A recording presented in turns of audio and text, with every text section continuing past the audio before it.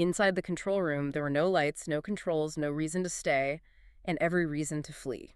God, that is a chilling image. It really is. That's a newsreader describing the scene inside the Fukushima Daiichi nuclear power plant on March 11th, 2011. And honestly, it sounds like the opening to a horror film. It does.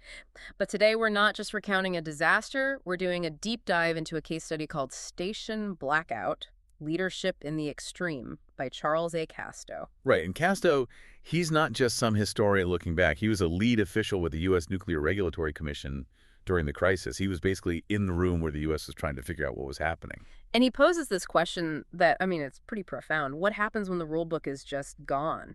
When it's been totally wiped out? That's the whole thing. Management is for the expected. You follow the flow chart.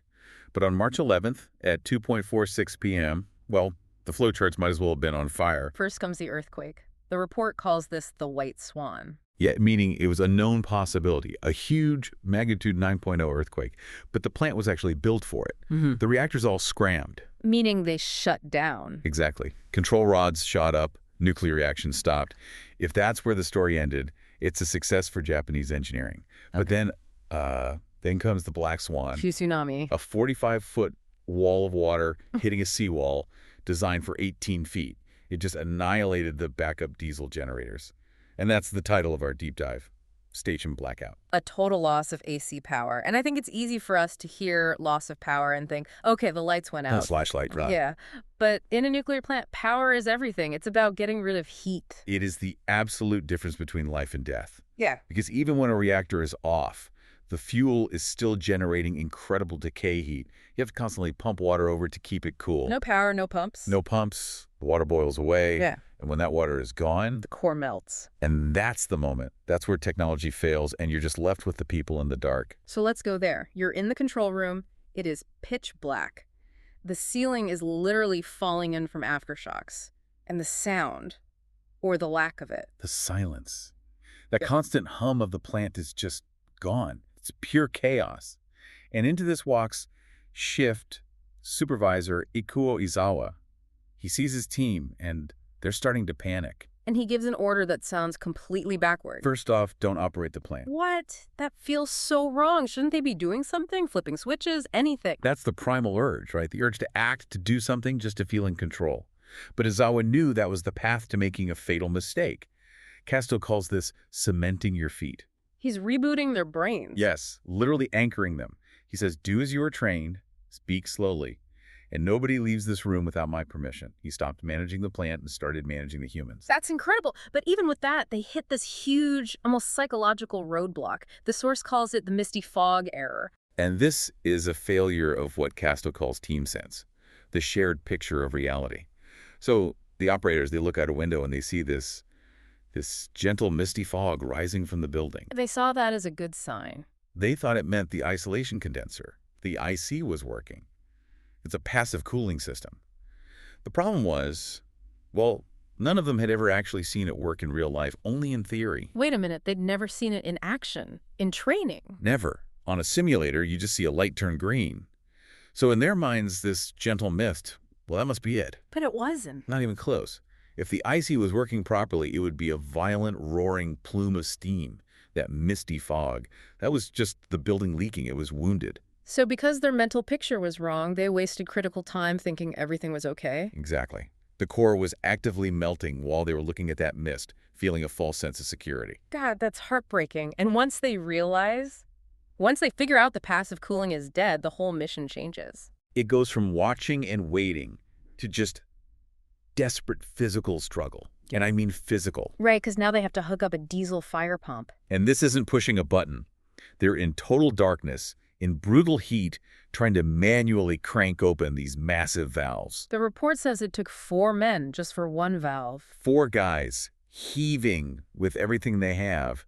And then they face this nightmare choice. It's getting incredibly hot. If they keep their respirator masks on, they risk passing out from heat stroke. Not if they take them off. They're breathing in radiation. That's not a choice. They took them off. They chose the radiation. They fight through it. They get the valves open. They connect the pump. And then Just the ultimate punch to the gut. The pump stops? It runs out of fuel. You have got to be kidding me. In all the chaos, nobody thought to check the gas tank on the fire pump. It just sputters and dies right when they're on the verge of success. I can't even imagine that feeling. But they can't stop. The pressure is building. If they don't vent the radioactive steam, the whole containment vessel could blow. Which brings us to what Casto calls the Isaiah moment. This part really got to me. It's from the Bible verse, "Whom shall I send?" And I said, "Here am I, send me." Because this venting mission Yeah. it's a suicide mission. You have to go into an incredibly high radiation zone. And Izawa, the supervisor, he stands up and says, "I can't send my staff, I'll go." True leadership. Absolutely. But then his own boss overrules him. He says, "No, you are the command center. We need you here." And then something amazing happens. The older operators volunteer. They step forward to go instead of the younger guys. To protect them. Essentially, yeah. They looked at the guys in their 20s and said, "Not you. It's a pure human character." And while all this is happening inside, in the dark, the situation outside is getting so much worse. The explosions begin. Unit 1, Unit 3, then Unit 4. Massive hydrogen explosions. The roofs are just blown clean off the buildings. And the guys in the control room, it's windowless. They couldn't see it. No. They felt the shock wave and thought it was another aftershock. They only found out what happened when somebody got a portable TV working and they saw their own plant exploding on the news. Imagine that, seeing your own workplace blow up on TV while you're trapped inside it. It's insane. And that leads to the Fukushima 50. The site superintendent, Masuo Yoshida, orders a partial evacuation. He leaves about 70 men behind to face almost certain death. And Yoshida is such a pivotal figure, especially in what comes next. The seawater incident. Oh, this is maybe the single most important leadership decision of the entire crisis. So they're out of options. They have to use seawater to cool the reactors. But then he gets a call from TEPCO headquarters, from the Prime Minister's office, and they order him to stop. They were terrified of two things. One, seawater would ruin the multi-billion-dollar reactors forever. And two, some engineers worried it could somehow restart the nuclear reaction. So the government says stop, his company says stop, and Yoshida says, okay. He says okay on the phone. Then he turns to his team, covers the receiver, and just says, "Keep pumping, do not stop, just tell them we stopped." That is just, it's beyond insubordination. He's risking everything. Casto calls it principled defiance. Mm-hmm. Yoshida made the call that his duty as a nuclear professional to protect the public was higher than his duty to his boss. He knew that stopping the water meant a complete, uncontrolled meltdown. It's chilling to think that one man's decision to lie was the only thing standing in the way of a much, much bigger catastrophe. It is. But here's the crazy part. While all this is happening at Daiichi, there's another plant just 6 miles south, Fukushima Daini. Right. Same earthquake, same tsunami. But they achieved a cold shutdown. They saved the plant. How? Was it just that they got lucky? There was one piece of luck. They had a single surviving off-site power line. But Casto says the real difference was Superintendent Naohiro Masuda and his leadership. They still had to connect to that line, though, and the source says they had to lay 5.5 miles of heavy cable. 9 kilometers. And there are no trucks, no cranes. The roads are destroyed. It's just manpower.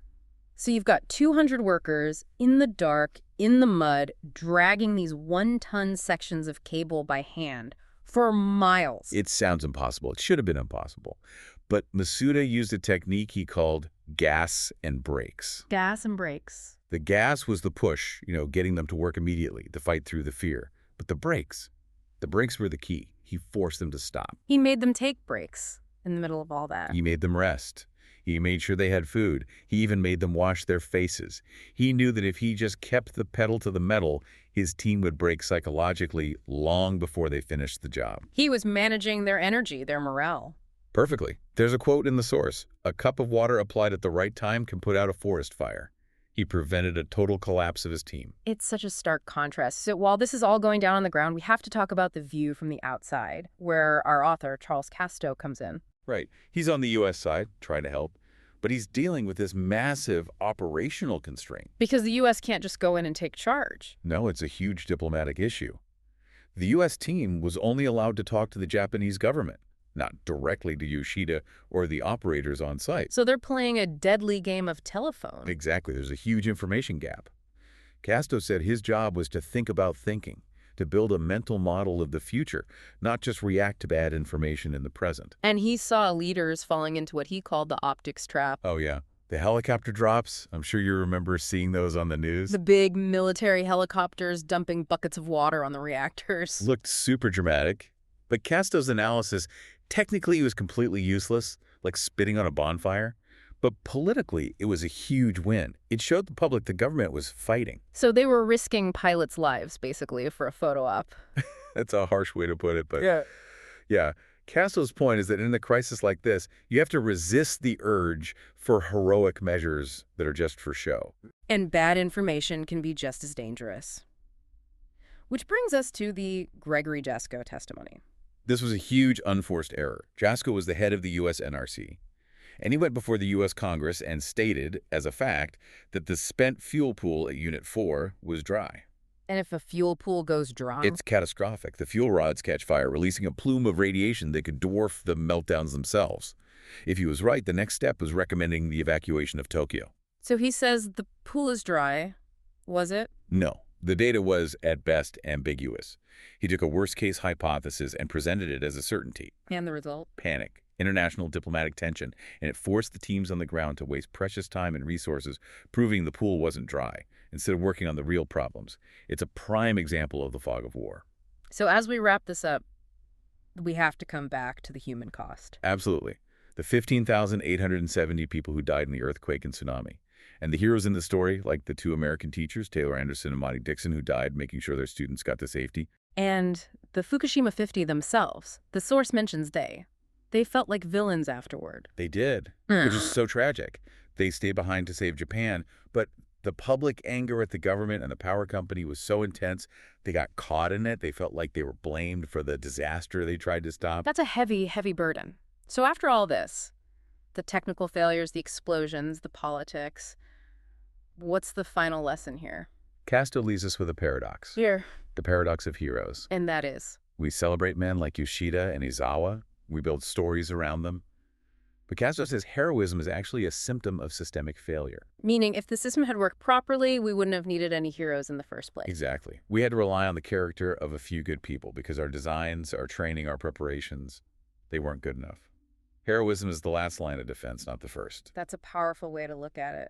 We want the boring outcome where everything just works. You want a system so robust that no one ever has to choose between radiation exposure and saving a city. So here's the final thought for you to take away. We spend billions on technology, on better systems, better protocols. But this entire story suggests that when the Black Swan finally lands, when the lights go out and all the alarms are dead, the last safety system we have isn't made of concrete or steel. It's the character of the leader in that room. Which leaves you with one question, really. How many organizations are actually training for that? Something to think about. That's our time for this deep dive. Thanks for listening. Stay safe.